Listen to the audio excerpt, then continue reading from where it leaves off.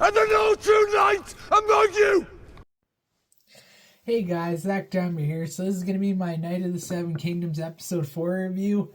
I was originally going to split this into just two videos, one for the first 3 episodes and one for the last 3 episodes. But this episode was so good, I figured I'd do my own episode 4 video. Like always, like and subscribe to my channel for more, and yeah, let's get right to it. Yeah, this episode was ultimately a setup episode for episode 5. Episode 5 looks like shit's gonna go down in episode 5.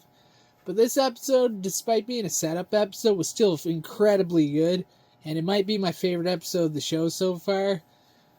I read the comic books of Hedge Knight and Knight of the Seven Kingdoms a few years, about 10 years ago. I don't quite remember what happened in it. I completely forgot about the Trial of Seven. And yeah, you got Duncan, who's trying to put together a team of knights. Egg, who ultimately helped him get at least three knights to join his team. You have one knight who wants revenge on Aeron Targaryen for killing his horse and injuring his knee. You have another knight who wants to get revenge on the Targaryens because he believes that the Targaryens is a disgraced god. Which I think is cool. You have like one of the craziest knights in the Seven Kingdoms on your team. It's like, let's go. Yeah, I was really shocked when Stefan decided to betray Duncan and fight alongside Aeron Targaryen. Little bit of a twist, but I didn't really trust him to begin with when he kept telling Duncan, like, I have friends that I can help join your cause. I had a feeling he was bullshitting him, and when he comes out and declares that he's fighting with Aeron Targaryen, I'm like, okay, fair enough.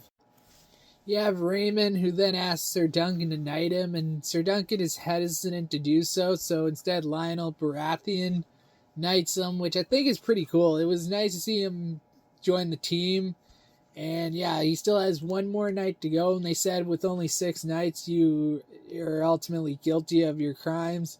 And then Sir Baelor Targaryen comes in, and it comes into the Game of Thrones music. Everyone's cheering for him, and when he's like, I will fight by Sir Duncan, it's pretty cool. Sir Baelor has been one of my favorite characters in the show so far. I ultimately don't know what happens to him, because like I said, I forgot about what happened in Knight of the Seven Kingdoms, because I haven't read the comics in about 10 years. But yeah, having Baelor on his team, I think is a huge win. And yeah, he doesn't really fit into his armor that much because I believe the armor came from his son. But yeah, it still fits him well enough. Sir Duncan got his shield, he got his armor, he's all ready to go.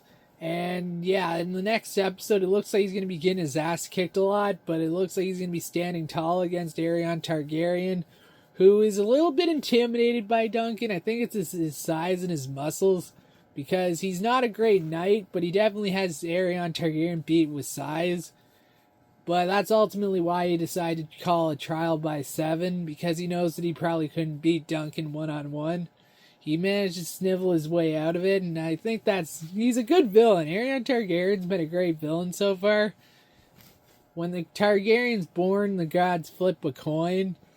So it's like he's obviously not one of the nicer Targaryens you'll meet, because Egg tells the story about how he used to abuse him and ultimately killed his cat. And it's like, oh, this guy's a piece of shit. When he gave his speech to Baelor about how knights defend the innocent, that's ultimately what gets Baelor, I think, to join his team. He gave him a great speech about what makes a knight. And yeah, again, I'm really excited for next week's episode. It looks like shit's gonna go down hard, but I think Duncan will come out on top, because there's 2 more graphic novels in Knight of the Seven Kingdoms and a Hedge Knight, and I don't remember what happened in the book. I haven't read the full book, and even what the parts of it that I did read, I completely forgot about. Like I said, I haven't been reading Knight of the Seven Kingdoms in over 10 years. I used to be a huge fan of it, but I eventually got a little bit out of it. I completely forgot about the Trial of 7, but it's all slowly starting to come back to me. But I'm excited to see the Trial of 7 play out in next week's episode. Duncan looks like he's going to get his ass kicked, but he's going to come out ahead of Aeron Targaryen, because I do think that he's a stronger fighter than Aeron Targaryen. But yeah, you have the thing that I like most about the show is unlike Game of Thrones and unlike House of the Dragon, where it has a billion main characters that you only get to spend a little bit of time with each and every one of them. This show keeps the focus on the two main characters, with his Duncan and Egg. I think they've been an incredibly good team. And yeah, having Egg be his squire has been really beneficial to him, because Egg is ultimately the one who helped him get a bunch of his knights on his team. So he's a very loyal squire. And yeah, one of my favorite, easily my favorite team in all of Westeros, and that means Game of Thrones and House of the Dragon. They might be my favorite duo in all of Game of Thrones, which is saying a lot because there's a lot of good duos in House of the Dragon and Game of Thrones. So yeah, those are my quick thoughts on episode 4 of Night of the Seven Kingdoms. I think that this episode's been great. Raymond, Stefan, Baelor, all the characters have been great. And yeah, like always, like and subscribe to my channel for more. And like always, take care, guys.